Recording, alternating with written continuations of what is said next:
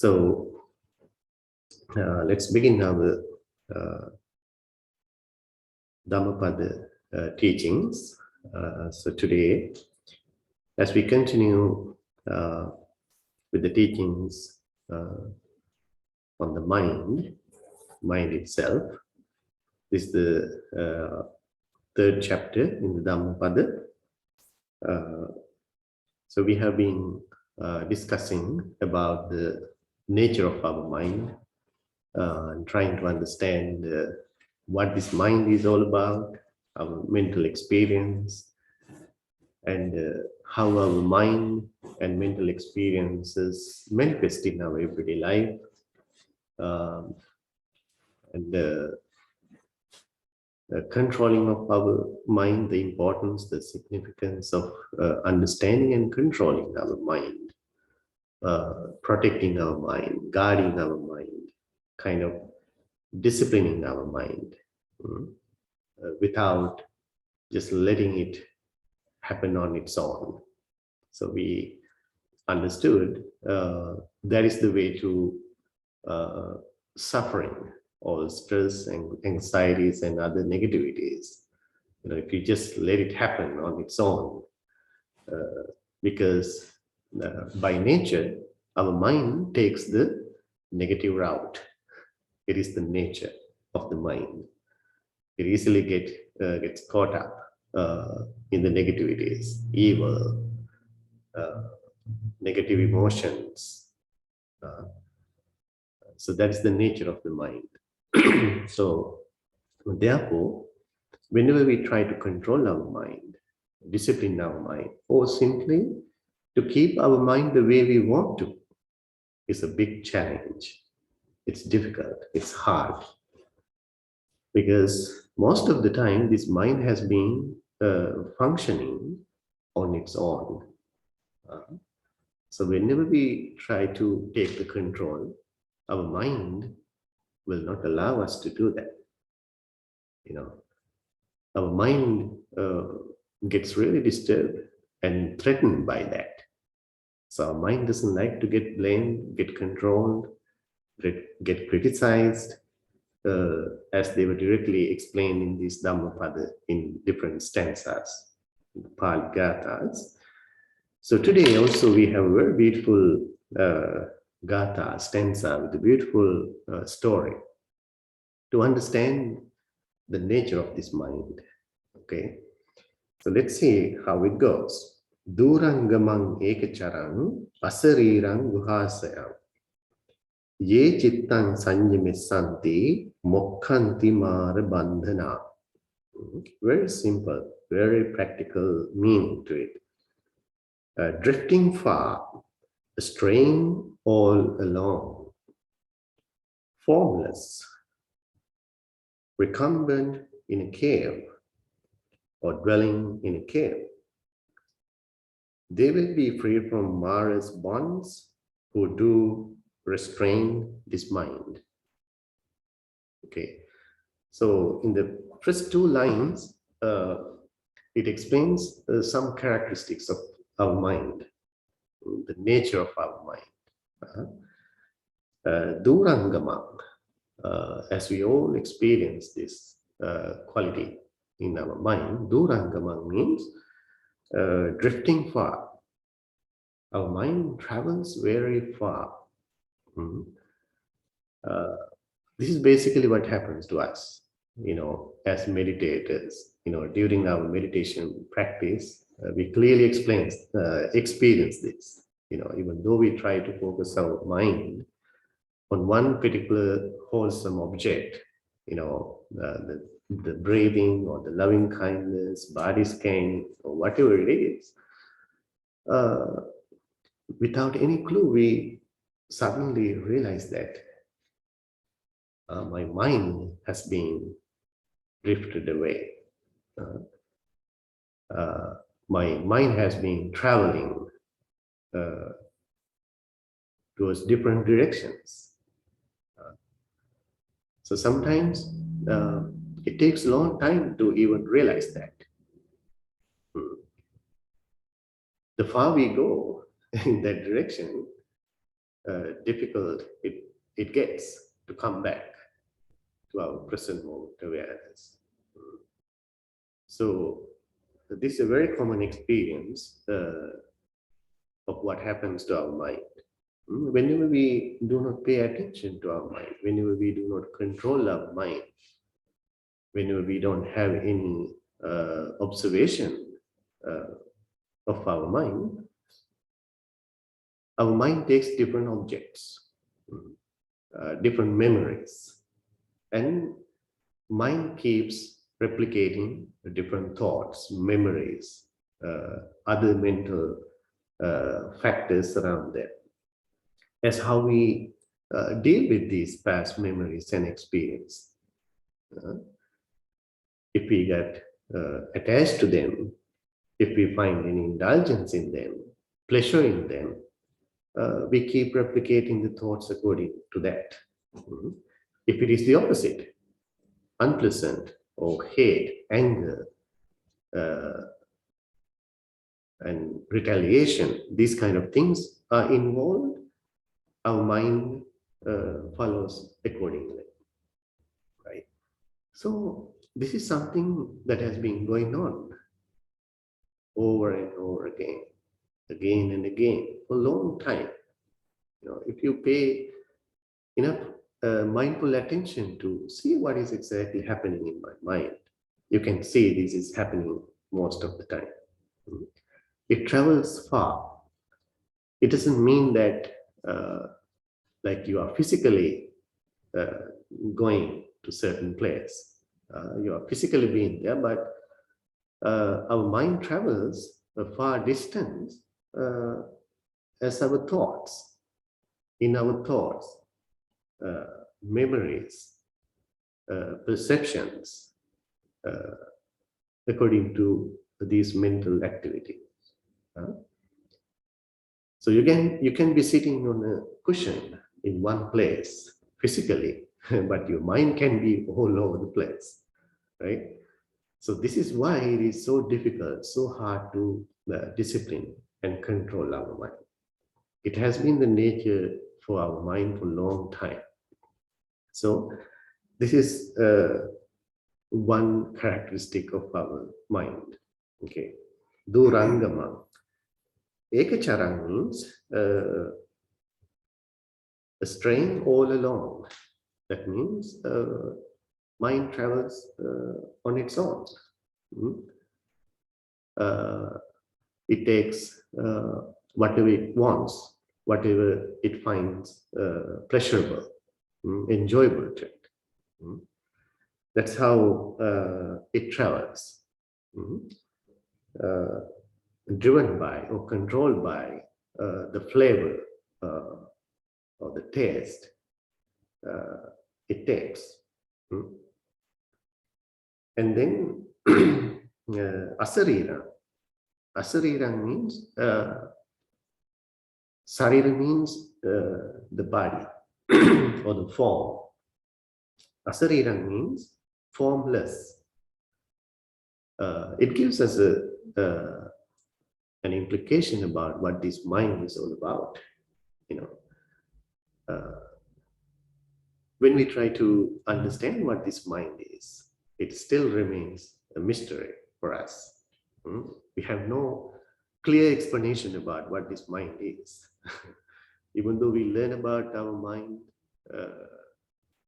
its characteristics, what happens to our mind, negative emotions and all these things is very hard. It has been very difficult to get a clear picture, clear understanding or perfect understanding about what this mind is all about. Even though there are a lot of research practices about this physical body and even the external things like this earth, the moon, our planetary system, solar system, the galaxies, the universe. There are a lot of interest on these things, but there has been very less research effort to understand this mind, right? Even though we eventually experience everything in our mind, uh, it has been very limited,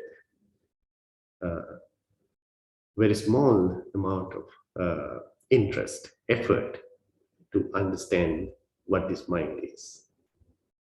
Just because it cannot be seen, it cannot be touched. Uh, it's not empirical. Because of that, people think it's not that important. It's a very big misunderstanding. Mm. Because eventually we experience everything in our mind. So if you take it personally, if you take it individually, to understand, to identify your own mind, where would you locate it in this body, in this system? And it still remains very complex, questionable, challenging to us, right? So, according to the Buddhist teachings, even, we cannot locate this mind as one single object or entity in one particular place. Okay. But we talk about the body and mind, the connection between this body and mind, how they both are interacting. According to the teachings, we can see that these both cannot exist on their own. Mind cannot exist without a physical reality, physical experience, or a body or a form. And this body cannot exist without a mind, a mental part, mental experience. So they both work together. They support each other to survive.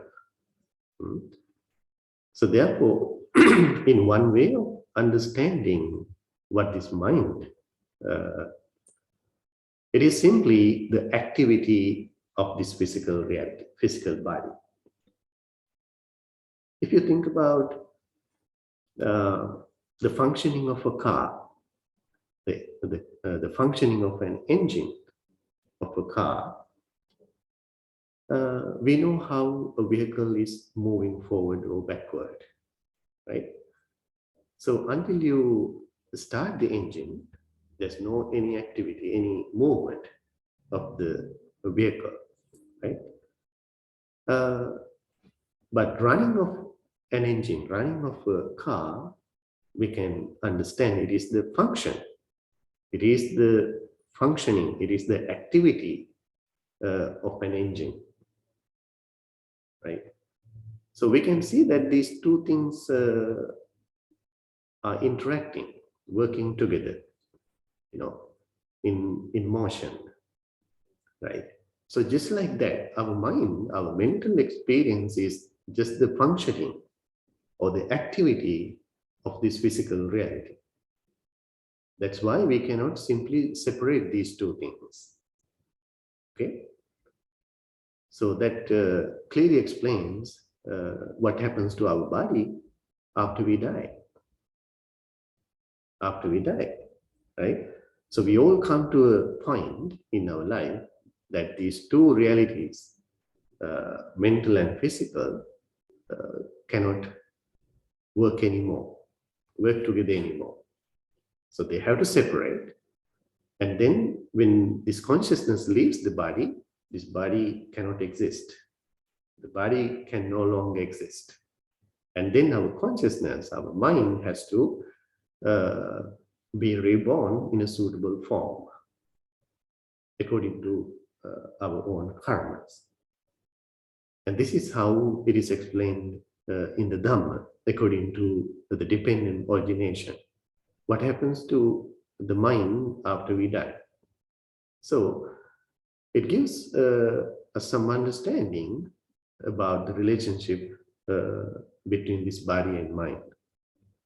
So the way our consciousness, our mind functions, it has no form. That's why we cannot see it. as an object, right? So people would explain that differently, the way they understand it, the way they feel it, the way they experience it, right? Sometimes people call it the consciousness. Some people might call it the spirit, right? Some may call it the soul, like that. Mhm.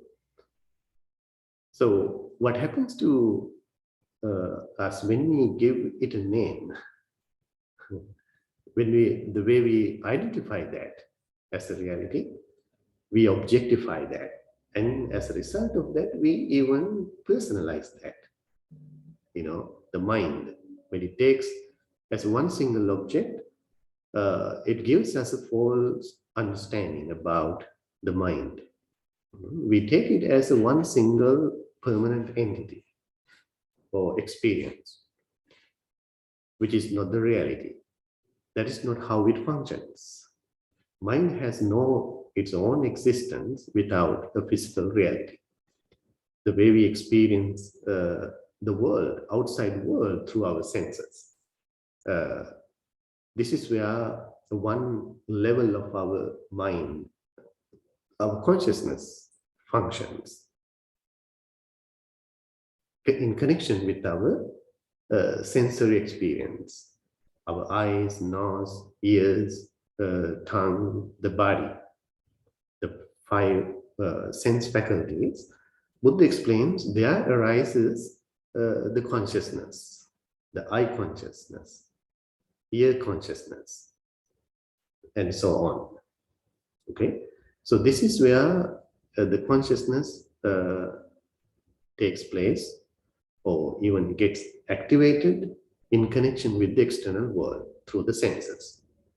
Okay, and then when it comes to the brain, when all these signals are taken to the brain, suitable areas of our brain, there comes another level of this consciousness, which is called the mano.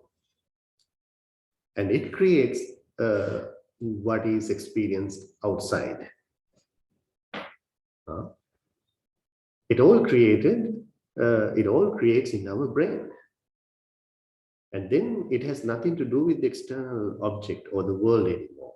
It is totally a spiritual experience for us. That's why we say that eventually we all are living in a spiritual world. And according to the science even, it is said that we all are living in a created world eventually. Our brain creates our world, our universe eventually. So this is a very interesting part of this consciousness, how our mind works, right? They're very fascinating teaching. So Buddha's teachings clearly explain this reality, okay? And another level of our consciousness, our mental experience functions, even how we react to what is created in our brain, how we behave according to this creation of our brain, getting emotional, getting attached or averse to this experience according to our past experiences. And this is another level of our consciousness, our mind. So all these things are just a function of this system. That's why I said it is the activity of this physical reality we understand as the consciousness or the mind. So people, different teachings, religions even may have different explanations to these things. But it's not that important actually. The most important thing is that how and what we experience in our mind beyond this physical body, right? We all feel the sadness. We all feel the happiness when they are experienced. So that itself is enough for us to understand our mind simply, without making it so complicated. Okay, we have to make it very simple. That is the beauty of this Dhammapada teachings. These teachings give us the very interesting, simple instructions, information about the mind, the nature of our mind. Okay. So asarirang means formless. That means the way this mind or the consciousness functions, it has no any form. Mhm. But guhasayam, it dwells within this psychophysical experience. This is the house for it. House of the mind. Guhasayam means that. So in a very superficial way of explaining it. Okay. So within that reality, ye chittam sanyamesanti, having these characteristics, natural characteristics of our mind, if one controls, if one restrains this mind, disciplines this mind, they will be free from Mara's bonds. That means they will be free from suffering and all other negativities. The controlling, disciplining, restraining of our mind is possible. So that is the way to end all the suffering and other negativities. So that is the simple meaning of this beautiful stanza. Okay. So there's a very beautiful story behind this Gatha. So while residing at the Jetavana monastery, the Buddha spoke these words with reference to the nephew of the monk Sangarakita. Okay. There was a small monk. So Buddha spoke these words in reference to this small monk. Once there lived in Savatthi a senior monk by the name of Sangarakita. The senior monk was known as Sangarakita. When his sister gave birth to a son, she named the child after the monk, and he came to be known as Sangarakita Bhagineya, the nephew Sangarakita. Okay, the nephew Sangarakita, the Bhagineya Sangarakita in Pali. In due course, she wanted to ordain this son. She ordained her son, and then while the young monk was staying in a village monastery, he was offered two sets of robes. So now the senior monk and the nephew monk are living in the same temple in a rural village. So after one Vastana season, at a certain point, this young monk was offered with two sets of robes. Okay, so this young monk wanted to offer one robe to his uncle monk, Sangarakita, the senior monk. Okay, but the uncle denied to accept the robe, but he insisted. He compelled the senior monk to accept it, but he did not. So the young monk, Bhagini Sangarakita, nephew Sangarakita, was very unhappy and disappointed. He was very unhappy thinking that my uncle monk is not willing to share anything with me. So he was very upset, So now, just because of that reason, he got kind of disappointed in this uncle monk, Sangarakita, the senior monk.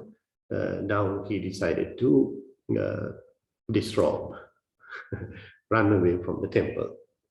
Okay, so then from that point, his mind wandered and train of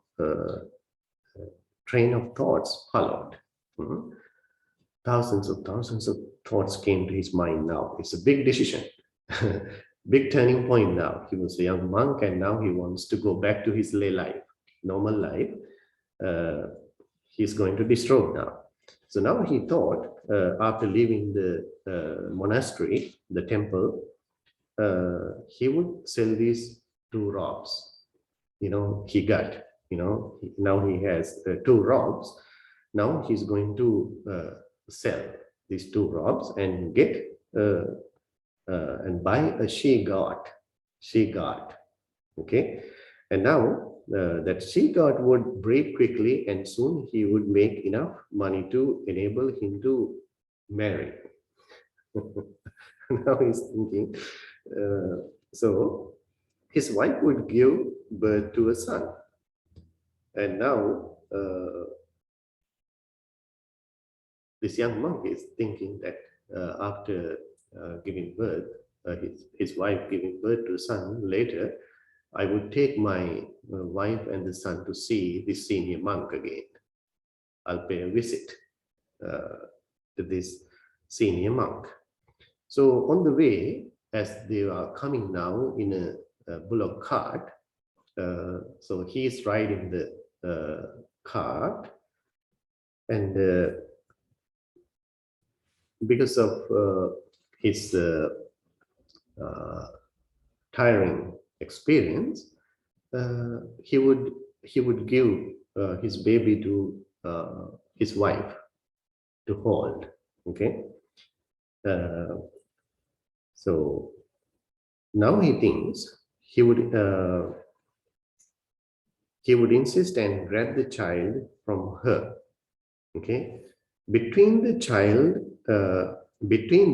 the child would fell on the cart track, and the wheel would pass over the child. So now he thinks, after he gives the son to his wife, because of a mistake, he wants to take the baby back in his hand. So while this exchange, transferring of the baby back to him, by mistake, this baby fell on the cart track. And what happens? The wheel would pass over the child. So now the baby is going to die, or almost dead. So he would get so furious with his wife, and he would strike her with the guarding stick. So now he's so furious, so angry with his wife. Because of her mistake, they dropped the baby to the cart track. So by that time, while he was thinking this, as he was hitting his wife with the stick, this monk was fanning his uncle monk, senior monk. He hit the senior monk's head with the fan. You get the story? So he was fanning while he was thinking all these things before he disrobed. Still in the temple, fanning this senior monk, he was thinking, wow, this old senior monk is not willing to share anything with me. I'm going to disrobe, and all this story created in his own mind.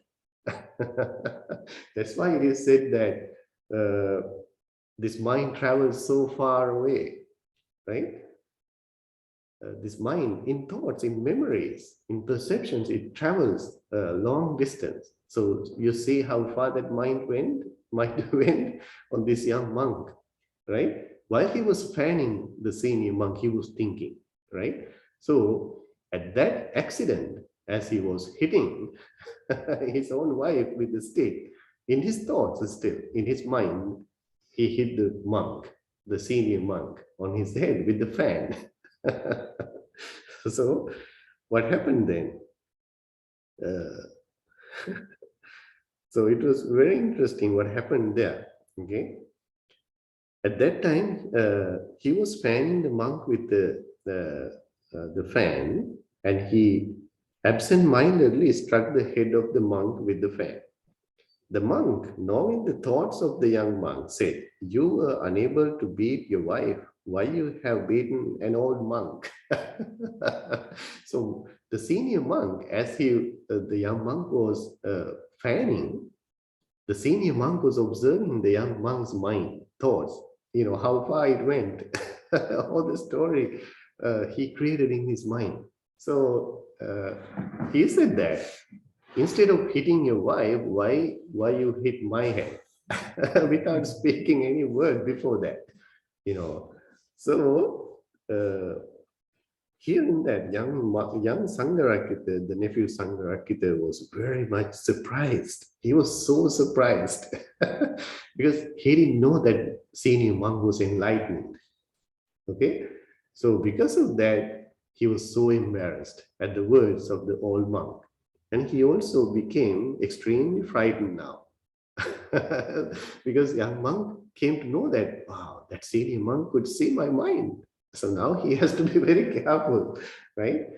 He got so upset, so frightened now. So he fled. Young monks, young monks and novices of the monastery chased after him and caught him and finally brought him to the presence of the Buddha. So now he got scared to stay in the monastery just because of the fact that senior monk could see his mind, read his mind, what he was thinking. And just because of that particular line of thoughts, he got really upset and ashamed as what he was thinking, right? Uh, so somehow, as he was running away from the temple, other monks caught him and brought him to the presence of the Buddha. So when told about the experience, the Buddha said that the mind has the ability to think an object even though it might be far away, and that one should strive hard for liberation from the bondage of passion, ill will, and ignorance. After the Buddha recited the stanza, near the end of the discourse, the young monk attained Sotapatti fruition. He attained enlightenment with the first stage of enlightenment. He could realize the Dhamma. So it was a very beautiful story. It's a very common, very well-known story in the Buddhist literature, in the teachings. It gives a very clear understanding about how our mind works. And the most important thing to realize here is that just because of that, how much we suffer in our mind, in our everyday life, just letting it happen that way, letting it create its own thoughts, memories, emotions. Mind really likes to do that, replicate thoughts around these memories, positive or negative, either way. So eventually, we get caught up in unnecessary suffering and other negativities. So that's why we should not let it happen that way in our mind. That means we should not let it function on its own. We should always have some control, some guidance, some discipline. At least pay attention. Be aware of what is happening in my mind right now. That way, this mind cannot take its own route. It has to listen to our intellect, our wisdom, our control.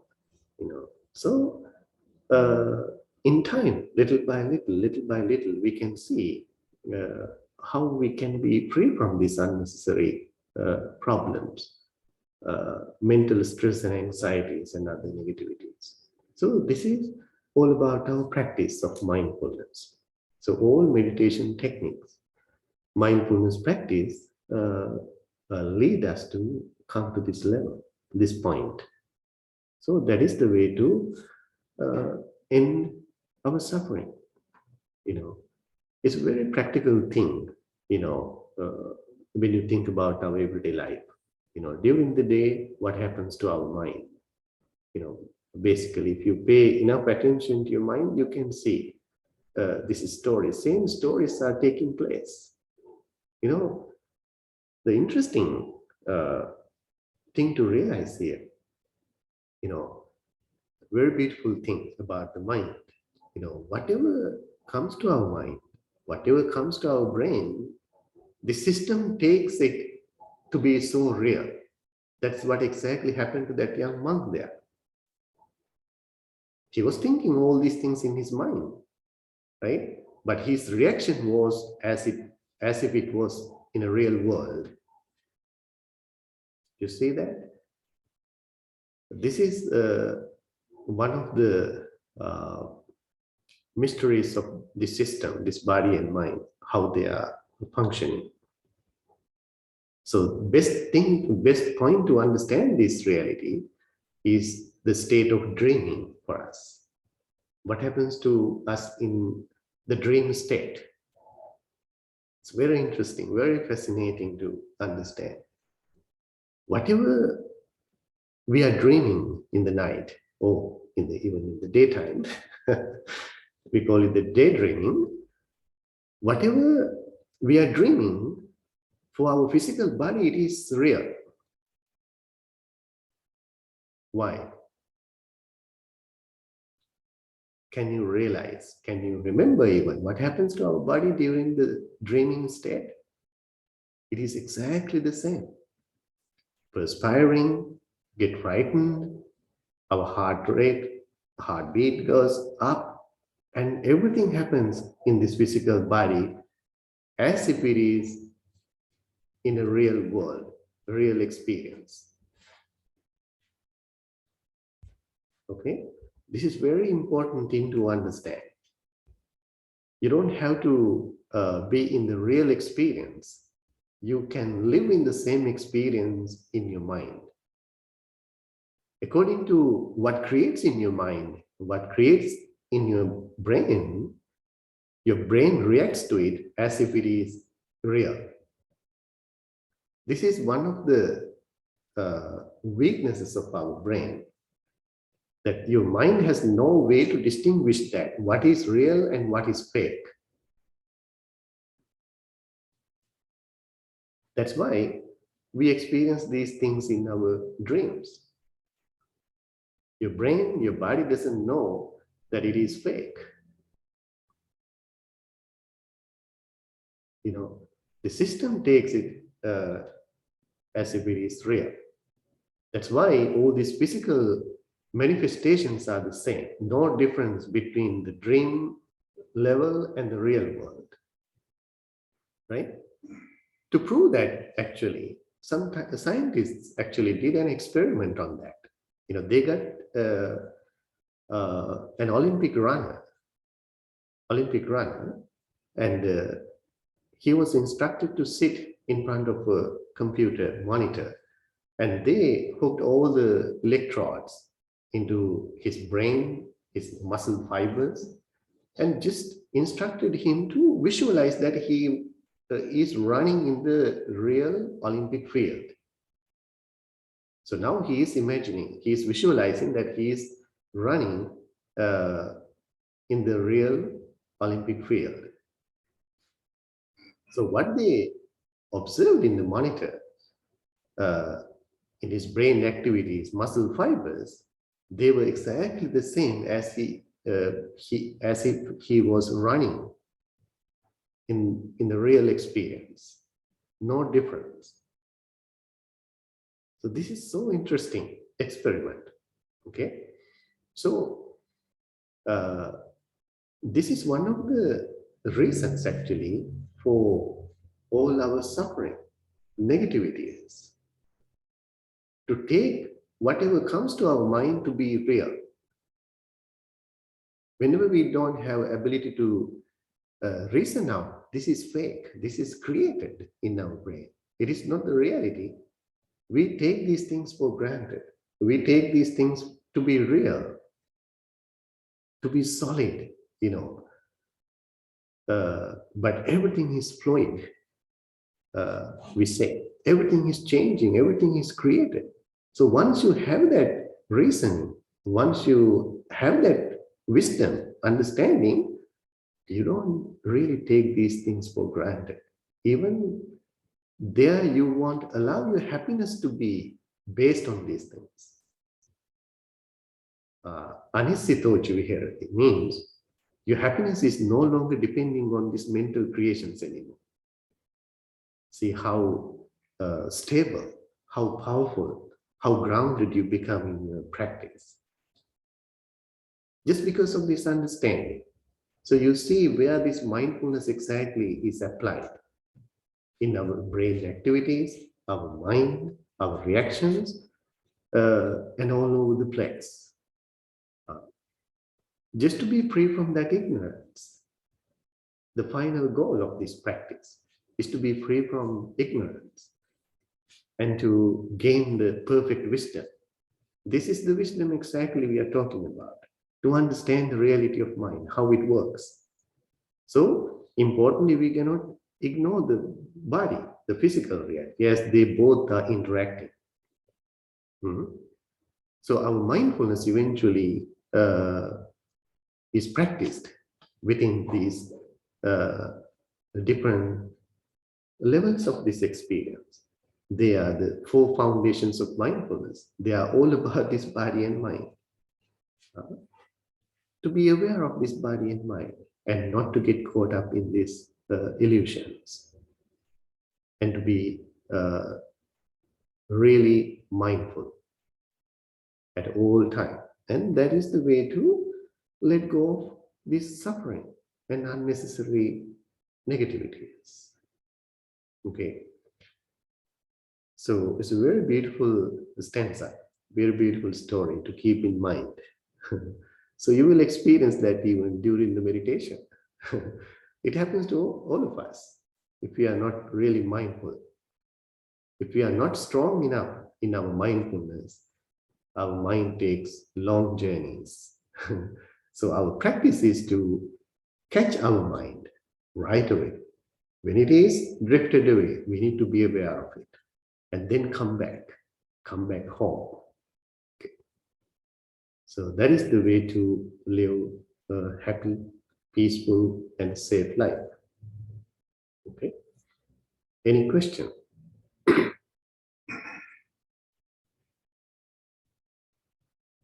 Yes. Throughout the day, I work at a food, it's not really fast food, it's a to-go eating restaurant, and it's kind of fast paced. And when I'm practicing every day, I find myself wanting to bring my practice out into the world, whether it's, I heard Bhante Gunaratna say, treat metta like a horse and ride on metta throughout the day, or keeping an eye on your breath and your mindfulness. Is there a particular practical thing we should do to carry our practice throughout the day? Especially if we find ourselves going for, say, 2 hours and you realize, oh, I haven't been mindful.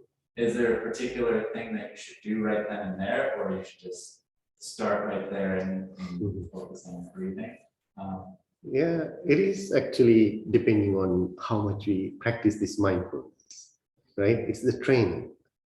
The more you train this mindfulness practice, the more you become able to keep the same mindfulness throughout the day.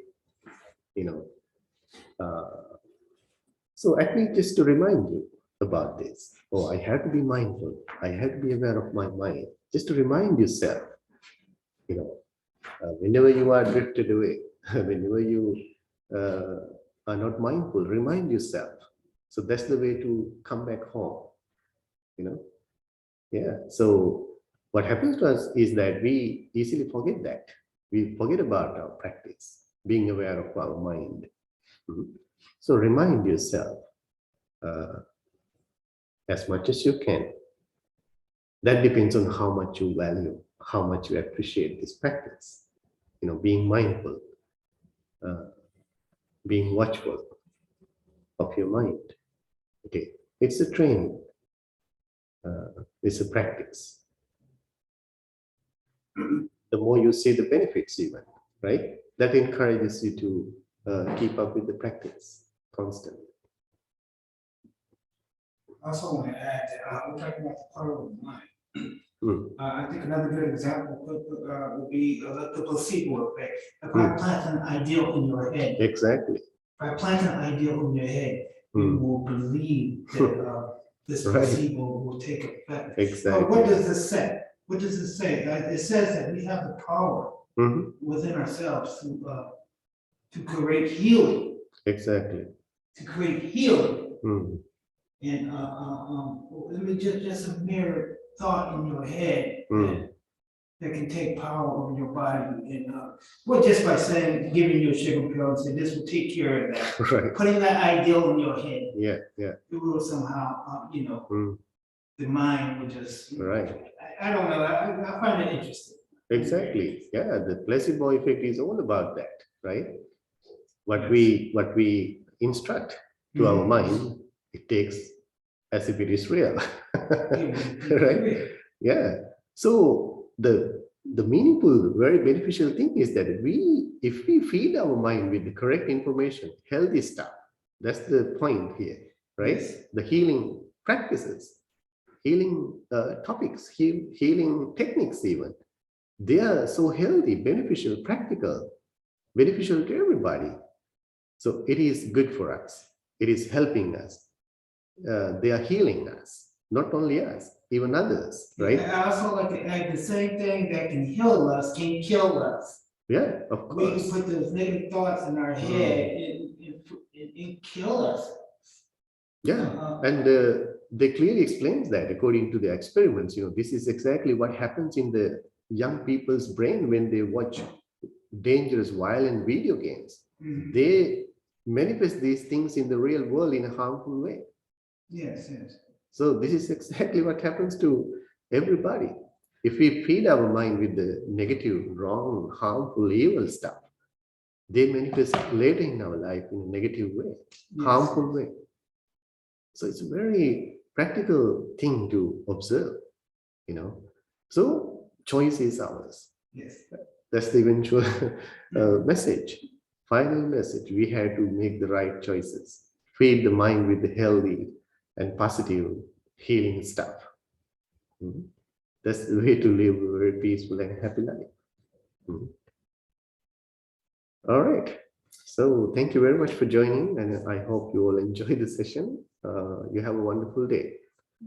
All right. Beautiful Sadhu, teaching. sadhu, sadhu.